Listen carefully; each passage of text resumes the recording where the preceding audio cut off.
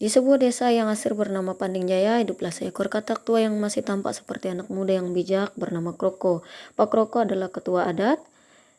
Di desa Panding Jaya ada aturan sopan santun yaitu basa tidak bisa diabaikan begitu saja. Jika melanggar, maka setiap penduduk yang melanggar bisa kena hukuman adat, yaitu bisa berbayar dengan berbagai macam hal.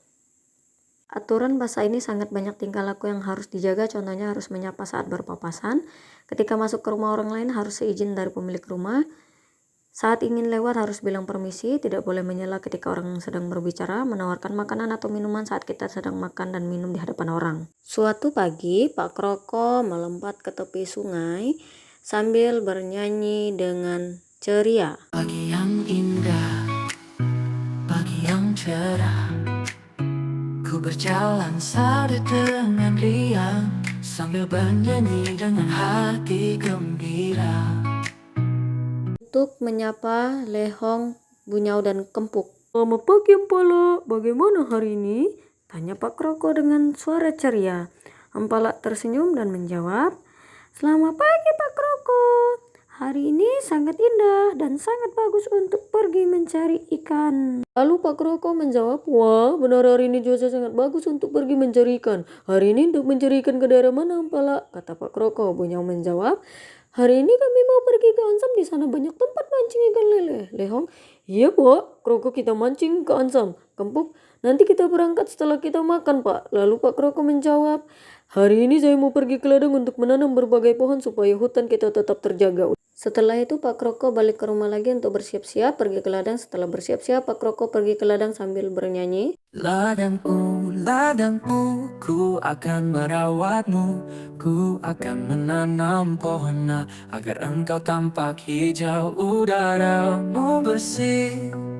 Setibanya di ladang, Pak Kroko langsung bekerja untuk menanam pohon dengan berbagai jenis. Pada pukul 7 pagi, Empala juga sudah selesai bersiap-siap untuk pergi memancing dengan membawa berbagai peralatan. Lalu setelah itu mereka berangkat ke Ansam untuk pergi memancing sambil bernyanyi. Mari pergi bersama, lihat cuaca yang begitu indah. Langitnya biru berpahanya, bersinar masih malu-malu.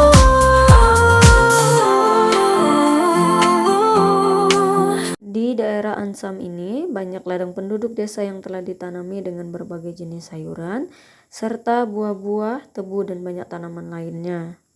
Jika di perjalanan pulang, Empala melewati jalan ladang Gandai yang mana ladang tersebut banyak sekali jenis tanaman. Lalu Bunyau berkata, banyak tebu ini, kita ambil yuk, saya haus sekali.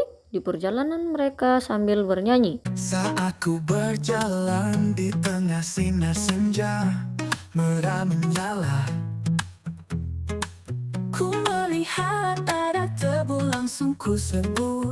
Oh, rasanya sangat manis, membuatku ingin terus menyesapinya. Lalu kata Kempuk, ya ini tebu yang manis, tebunya besar-besar, ayo kita ambil. Lehong berkata, oke, ayo. Lalu Empala mengambil tebu dengan cara dipatahkan sehingga sampah tebu menutupi jalan dan tidak mereka bersihkan sampah yang menutupi jalan. Selain mengambil tebu, mereka mengambil sayur-sayuran yang mau mereka masuk campur dengan hasil pancingan. Keesokan pagi Pak Gandai pergi ke ladang untuk memantau ladangnya. Saat datang ke ladang, Pak Gandai melihat di ladangnya banyak sekali sampah tebu menutupi jalan serta banyak bekas orang memetik sayurnya. Dan hal itu membuat Pak Gandai tidak nyaman. Pada hari berikutnya Empala pergi mencari ikan lagi ke daerah air bernama Sekapat. Mereka menangkap ikan dengan cara menjala, tetapi mereka tidak memiliki jaring. Yang memiliki jaring adalah Pak Kroko dan mereka pergi ke rumah Pak Kroko untuk meminjam jaring, tetapi Pak Kroko tidak ada di rumah. Dan mereka melihat jaring ada di belakang rumah Pak Kroko dan mereka tetap mengambil jaring tersebut. Lalu Lehong berkata, Pak Kroko tidak ada di rumah, tetapi saya lihat jaringnya ada di belakang.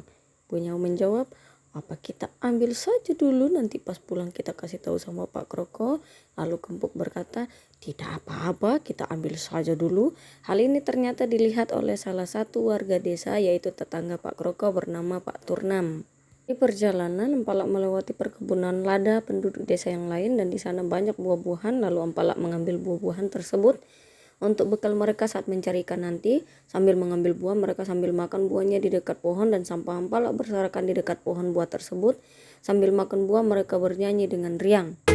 Rambutan durian langsat, petik dengan memanjat.